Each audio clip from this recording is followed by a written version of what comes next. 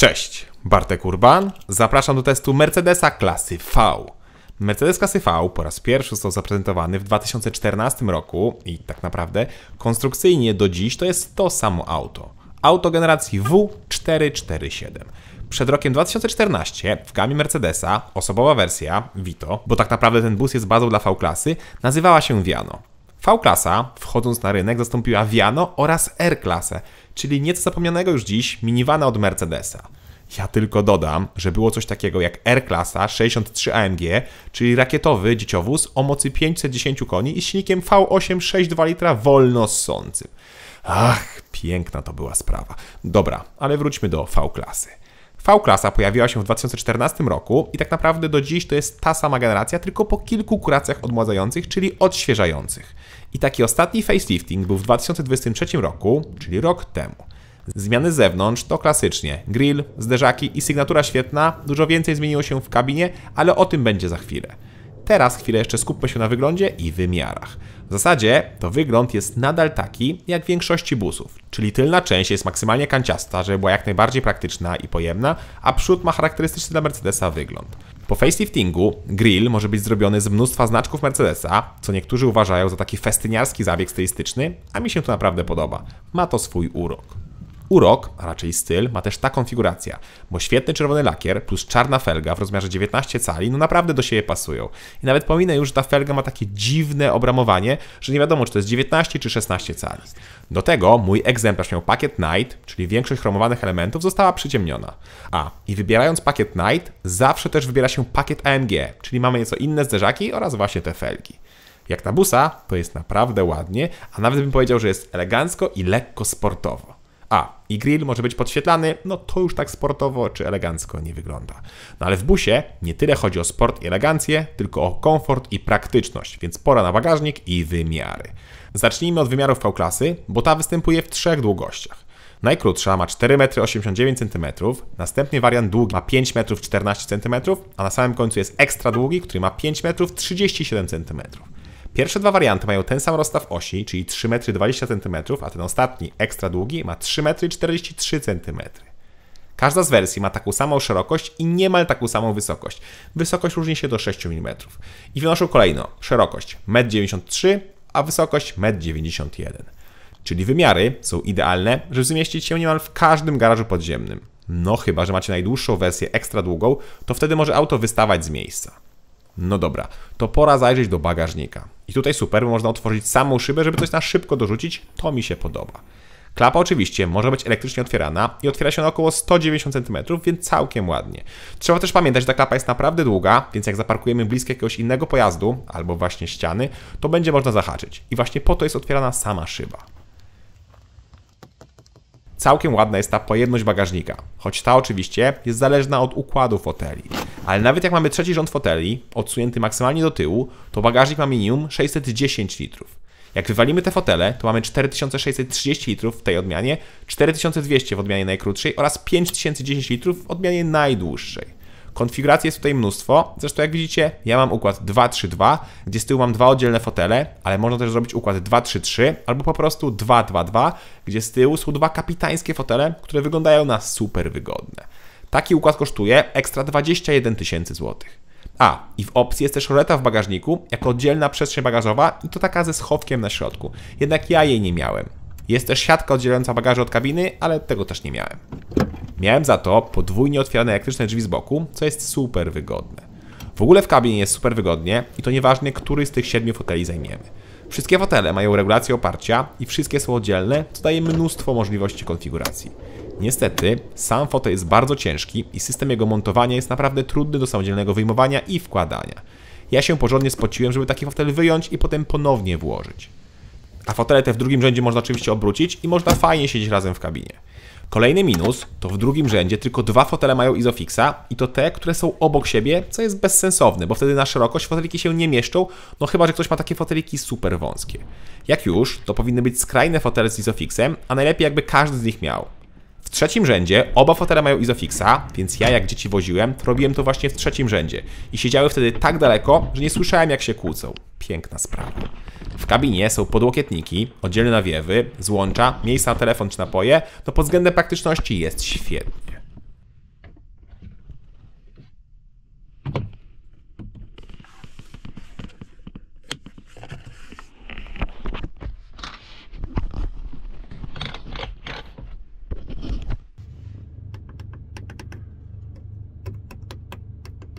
przodu fotel też jest świetny, jest super wygodny, a my bardzo łatwo możemy przyjąć wygodną pozycję.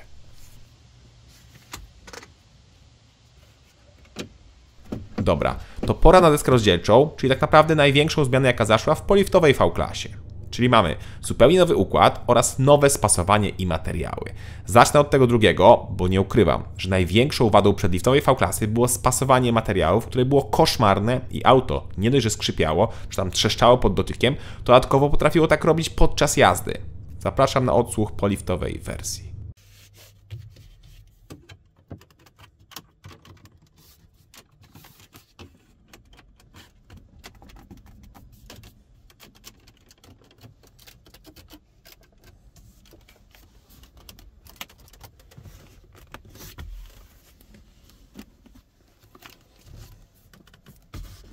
No dobra, nadal nieco skrzypi, ale jednak dużo mniej niż przedlift. Co więcej, podczas jazdy jest absolutna cisza, a to jest tak naprawdę najważniejsze.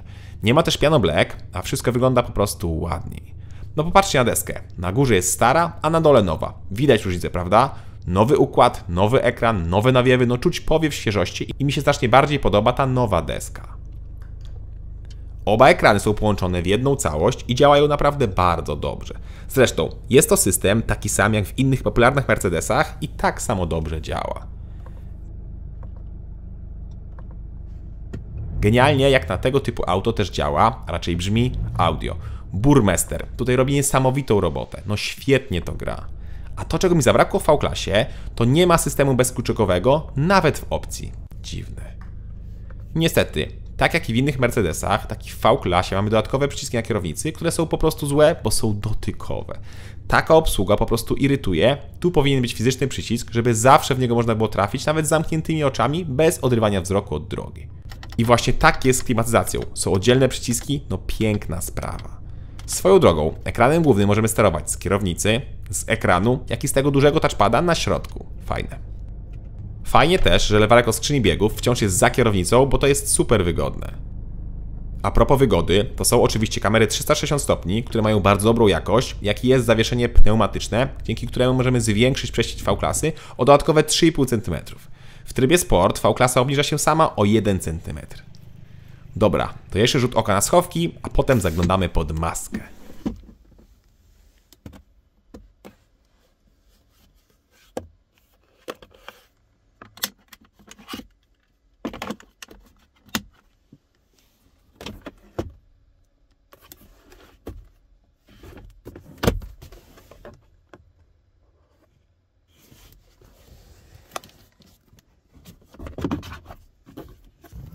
A pod maską niemal nic się nie zmieniło, czyli wciąż nie ma 3-litrowego diesla 6 cylindrów. Ten silnik zniknął już przed liftem i został zastąpiony podwójnie doładowanym 2.0 R4 o mocy 237 koni. Wtedy taka wersja nazywa się 300D i właśnie ja taką testuję.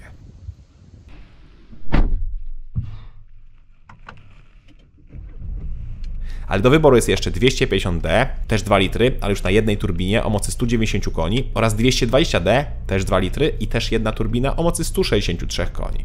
Jest też benzyna 300, która to ma 2 litry turbo 233 konie. Dodatkowo V-klasa może mieć napęd na tył lub na 4 koła oraz każda wersja ma 9-biegowy automat.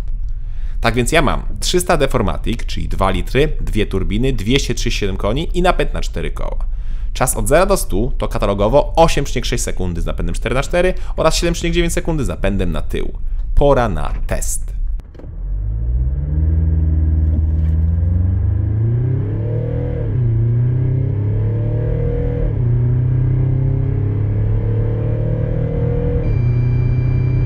Wynik to 8,5 sekundy, czyli bardzo szybko jak na busa. Naprawdę start ze świateł robi wrażenie i inni się mogą mocno zdziwić.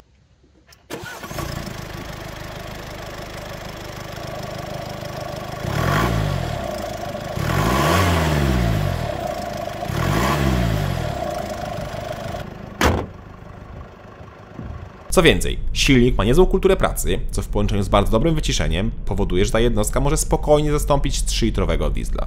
Oczywiście, no trochę żal, że go nie ma, bo jednak 3-litrowy diesel miał przewagę przy wyższych prędkościach, bo jechał właśnie z pojemności, ale tutaj i tak nie brakuje osiągów.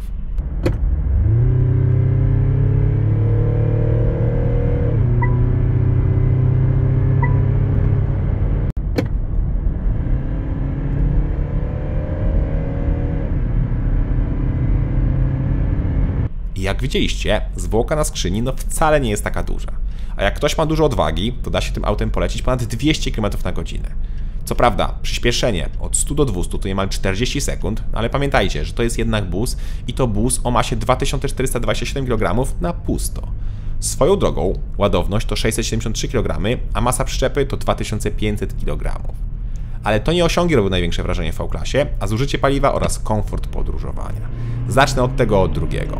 To jest najwygodniejszy bus, jakim jeździłem w życiu, o ile faktycznie można o V-klasie powiedzieć, że jest busem. Tutaj absolutnie nie czujemy się jak w dostawczym busie, po raz, że otaczają nas niezłe materiały, a dwa, mamy genialne wyciszenie i zawieszenie. Testowany egzemplarz miał opcjonalne, pneumatyczne zawieszenie za niemal 10 000 zł i to robi różnicę. Auto jest super komfortowe, ale przy tym w trybie sport potrafi się świetnie trzymać drogi. Do tego, jak widzieliście, są niezłe osiągi, że aż się chce ruszać szybciej ze świateł, czy szybciej pokonywać zakręty. Z drugiej strony jest naprawdę bardzo dobrze wyciszone i ma świetne audio i wygodne fotele. Jedynie muszę się przyczepić do systemów monitorujących otoczenie, bo te są za czułe. Przykładowo, wyprzedzamy auto, dawno jest już za nami i chcemy wrócić na nasz pas, to auto będzie jeszcze dość długo pikało i piszczało, że obok nas jedzie pojazd. To jest do lekkiej kalibracji. Podobnie jak i pedał hamulca, który moim zdaniem jest delikatnie za czuły, ale da się do tego przyzwyczaić. No tak jak mówię, to auto jest idealne w trasy. Ja postanowiłem to sprawdzić na trasie Warszawa-Szczyrk-Warszawa i spisał się znakomicie. Łącznie trasa miała około 800 km i po dojechaniu do domu wciąż mi zostało z pełnego baku 200 km zasięgu. Bak paliwa ma 70 litrów, a średnie spalanie z trasy w obie strony to było 6,8 w jedną stronę oraz 6,7 litra w drugą stronę. Podróżowałem w 4 osoby z bagażami. Przy 120 zużycie w jedną stronę to było 6,7, a wracając 6,1 litra. I to mierzone na dystansie ponad 100 km, no coś pięknego. Przy 140 V-klasa zużywała mi około 8 litrów, co też uważam za bardzo, ale to bardzo dobry wynik. I widziałem, że podstawowe wersje mają bak paliwa 57 litrów, ale dla tego silnika, czyli tego 300D, chyba od razu jest większy bak, tylko słabsze jednostki mają możliwość dokupienia powiększonego baku. A co ciekawe, ten napęd 4x4 Formatic to według producenta jest stały napęd, gdzie siła napędowa jest rozdzielona na osie przednią i tylną w stosunku 45-55. Tym bardziej zużycie spalania robi ogromne wrażenie. Niestety cena też. Testowany egzemplarz kosztował 393 000 złotych. 393 000 złotych netto, czyli 483 000 złotych brutto. A ja nie miałem każdej opcji i da się tym autem spokojnie przekroczyć 500 000 złotych. 500 000 za V-klasę. Oczywiście w opcji, bo w podstawie jest nieco taniej i taka goła konfiguracja wersji 300D Formatic kosztuje 336 000 złotych, już brutto. Najtańsza V-klasa, brutto, kosztuje 276 000 złotych i jest to odmiana 220D z napędem na tył. Wersja 250D to już wydatek 286 000 złotych, a benzyna 300 startuje od 289 000 złotych. Nie znalazłem w konfiguratorze krótkiej wersji, więc być może już nie ma takiej opcji dostępnej u nas. Nie widziałem też możliwości, żeby wybrać ekstra długi wariant 300D z napędem 4x4 oraz pneumatyką. Trochę szkoda. Konkurencja dla V-klasy to wydaje mi się, że jest Volkswagen Multivan, Renault Trafic, Lexus LM oraz niedługo wejdzie Hyundai Staria. Z tym, że chyba tylko Lexus może być aż tak luksusowy, ale on nie ma diesla na pokładzie, a jedynie hybrydę. Nowa, odświeżona V-klasa to świetne, wielozadaniowe auto. Ładna, praktyczna, wygodna, ekonomiczna i jak na takie auto szybka z testowanym silnikiem. Jej jedyna wada to cena, bo poza tym no ciężko się do czegoś tutaj przyczepić. No dobra, Mercedes mógłby też się postarać bardziej z tym spasowaniem, a także jej system wyjmowania i montowania foteli no powinien być nieco prostszy. Cześć!